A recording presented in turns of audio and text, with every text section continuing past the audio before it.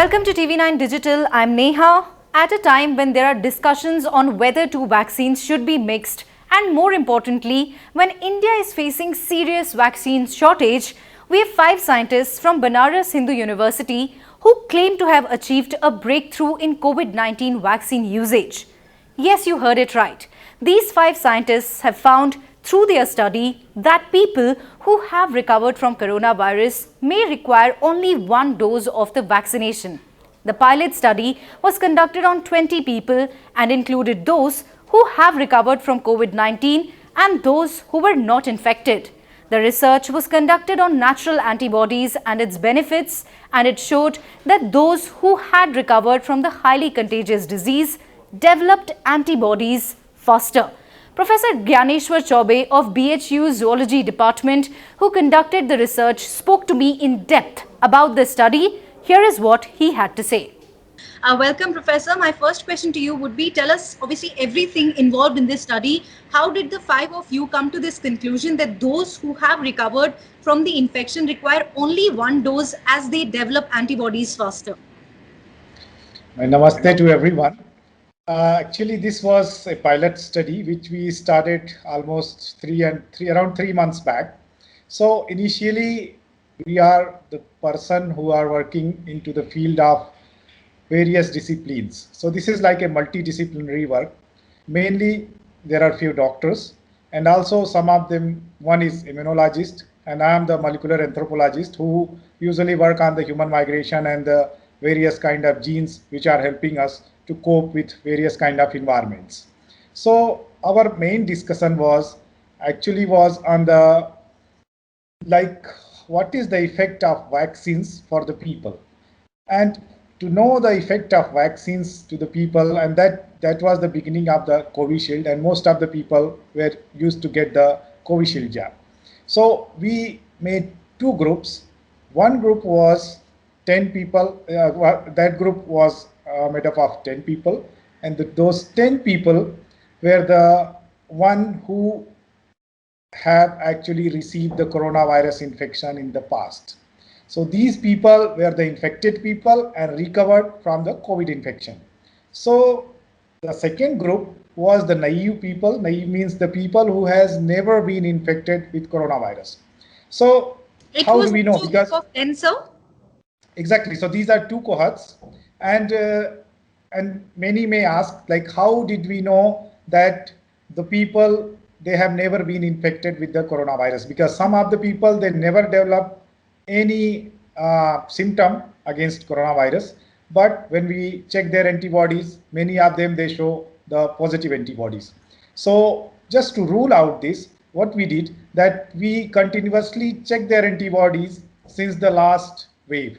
So during the last wave, they never been infected with the coronavirus. Also in this wave, they have not been infected with the coronavirus. So these were the true people who have never been infected with the coronavirus.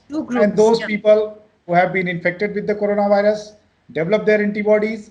Some of them were from the previous wave, some of them were from the second wave. So both of them have developed antibodies, but some of them have also lost their antibodies, because we know that after some time we lose antibodies.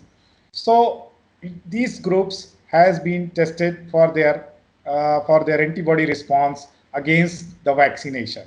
Both of them have received the vaccination. We started a timeline: first week, second week, third week, fourth week. So in these 4 weeks of this timeline, the people who have been infected previously with the coronavirus, they have showed very high amount of antibodies into their blood. So it means that they have developed antibody in first and second week compared to the people who have never been infected with coronavirus and developed their antibodies in third and fourth week, but only 90%, 10% people were there who have never been developed any antibodies against the vaccination. So what does it mean? It means that there is a clear-cut, non-overlapping distribution of these 2 groups in developing of the adequate amount of antibodies against this virus, and with the help of vaccination, they have developed antibodies earlier, and we hypothesized that because their memory cell was there, they have developed already because the infection was there to them. So this memory cell has recognized that there is again an attack of coronavirus, and they developed antibodies much earlier. So first we actually, because our Prime Minister is the MP of our Varanasi region, so we wrote a letter to him, telling him, requesting him that please make a larger study, because Indian government has huge amount of data for the vaccinated people, and this is our result, and this could save. That time there were like 1 crore 60 lakhs people they have recovered from the coronavirus infection. So we could save at least at the moment around 2 crores of doses just by giving one dose to the people who have recovered from the previous infection. Professor, were you checking the total antibodies or the neutralizing antibodies? So in this case, we have a strip, and that strip checks everything. So that is total antibodies. Okay. And that includes the neutralizing antibodies. And then we go for the titration. That gives the IgG details. So both of the results were in sync, and they have given the same information for both kind of cohorts. Okay. But the doctors are saying, the experts in fact are saying that it's not at all a good idea, since there is no data which suggests that one dose is enough. What do you have to say about that? Yes, that's why we requested to the Indian government, because this is one of the vital thing in case of the number of vaccines are less, and we have to vaccinate everyone, and we have our time also is very short. So in this timeline, we have to vaccinate everyone. Our vaccines are less. So this could be one of the major findings that could help people to get vaccinated quickly, and also to vaccinate our Indian people more and more. And similarly, recently, just a couple of weeks back, there were a couple of papers, one from US, another from UK. They did on mRNA, not in the vaccines which we have used, and exactly they got the same result. So that has also given us a confidence that our result is more or less on a right track, and Indian government should investigate it. You're saying that you do need to carry the study forward, but with a larger number of patients, and you also disagree with what the doctors are saying. Exactly, because the result is not even overlapping. So it means that there is something very strongly going on. Usually in statistics, we have to put several statistical powers that helps us to understand the difference between two groups. But here things are, even one group is showing a clear-cut response there, and another group is showing a very different response from this group. So it means that we are on the right track, and the results from mRNA vaccines also giving the same result. It means that if our government should take it seriously, and they have resources, we don't have such a huge number of resources, huge number of people to test for that. So this is just the pilot study to tell our government to move further, and maybe we could save some vaccines out of it. Lastly, Professor, I'd like to ask you what implications, in your view, this could have on India's vaccination campaign. Yeah, that's what I discussed even in last question, that if, and one may also ask, like in zero surveys, we know that there are several people who have even infected, they recovered without any knowledge. So when we did there, even us and ICMR has also done a lot of zero surveys, and these zero surveys has showed that around 20 to 30 times the number of people they have been infected.